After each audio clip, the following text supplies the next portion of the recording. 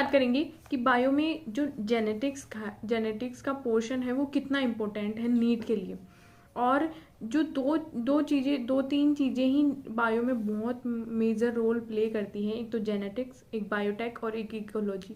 तो तीन जो टॉपिक्स हैं इनमें बहुत भर भर के सवाल आते हैं हर साल।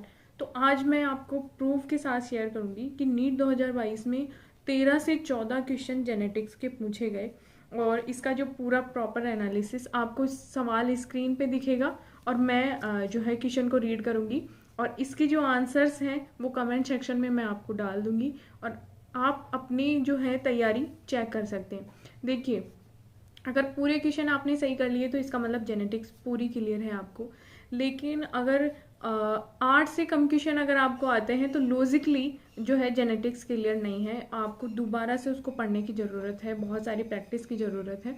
तो शुरुआत करते हैं, और पहला सवाल आपकी कंप्यूटर स्क्रीन पर, और मैं आपको पढ़ के बताती हूँ, और आप बिल्कुल चेक कीजिए कि क्या इसका आंसर हो सकता है। और एनसीईआरटी के थ्रू भी चेक कर सकते हैं, एनसीईआरटी में भी काफ़ी सारे जो है एनसीईआरटी और क्वेश्चंस के स्टेटमेंट तक सेम है, आप देखेंगे। सबसे पहली चीज़ given below are two statement. तो स्टेटमेंट 1 इज कि Mendel study 7 pairs of contrasting test in pea plants and propose the laws of inheritance. सब टू, तो 7 character examined by Mendel in his experiment on pea plants were seed shape and color, flower color, pod shape and color, and flower position and stem height. तो in the light of above statement choose the correct answer। तो इन statements में से answer choose करना है। Next question देखते हैं हम कि XO type of sex determination can be found in. तो ये जो है दूसरा क्वेश्चन आया। उसके बाद आता है जेनेटिक्स में ओके हाँ, the process of translation of mRNA to protein begins as soon as. तो इसमें 4 ऑप्शन दिए हैं। The tRNA is activated by the larger subunit of ribosome encounters mRNA. The small subunit of ribosome encounters by mRNA. The larger unit of ribosome encounters by mRNA. Both the subunits join together to bind with the mRNA.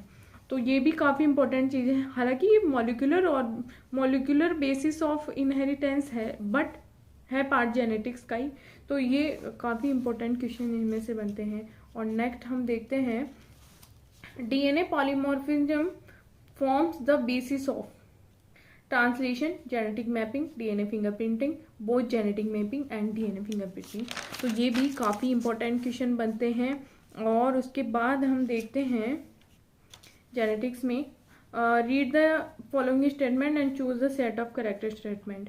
तो euchromatin is loosely packed chromatin, heterochromatin is transcriptionally active, histone octamer is wrapped by the negatively charged DNA in nucleosome. Histone are rich in lysine and arginine. A typical nucleosome contains 400 base pair of DNA helix। तो ये भी काफ़ी important questions में से हैं। और उसके बाद हम देखते हैं if A geneticist uses the blind approach of sequencing the whole genome of an organism followed by the assignment of function to different segments, the methodology adopted by him is called bioinformatics, sequence annotating, gene mapping and express sequence tags। तो ये question आया। उसके बाद हम देखते हैं DNA which is the following occurs due to the presence of autosome linked dominant trait: thalassaemia, sickle cell anaemia, myotonic dystrophy और haemophilia.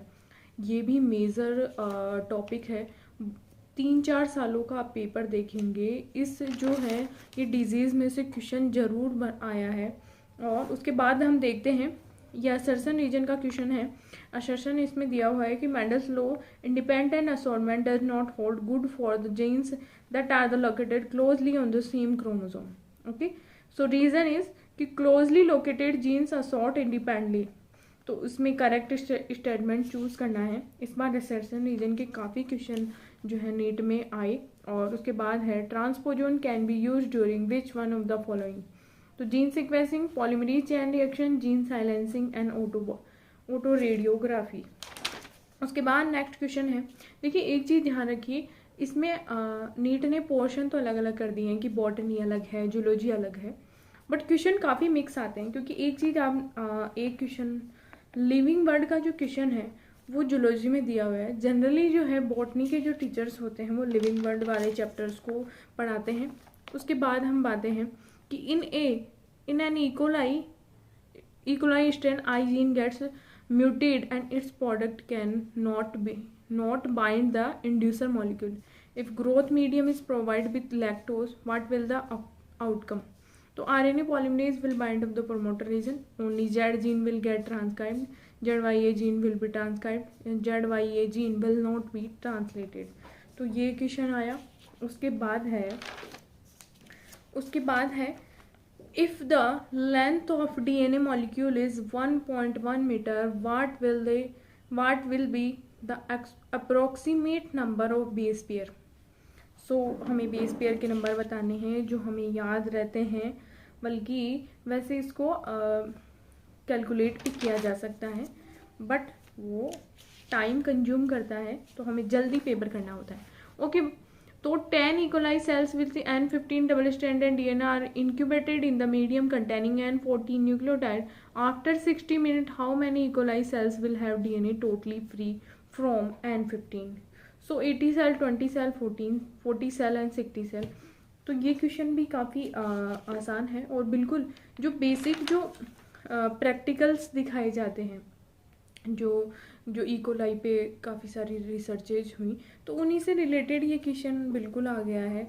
और जब ये चीज़ें समझी हुई होती है तो इन्हें करना आसान होता है। तो आई थिंक आपको ये क्वेश्चन समझ में आए होंगे। और जो इससे ऐसी कोई सीरीज, या फिर आप चाहते हैं कि मैं बायोटेक के लिए भी लाऊं, इकोलॉजी के लिए भी ये सीरीज़ लाऊं, तो आप मुझे कमेंट सेक्शन में डाल सकते हैं। और चैनल को सब्सक्राइब कीजिए, वीडियो को लाइक कीजिए, और थैंक यू सो मच।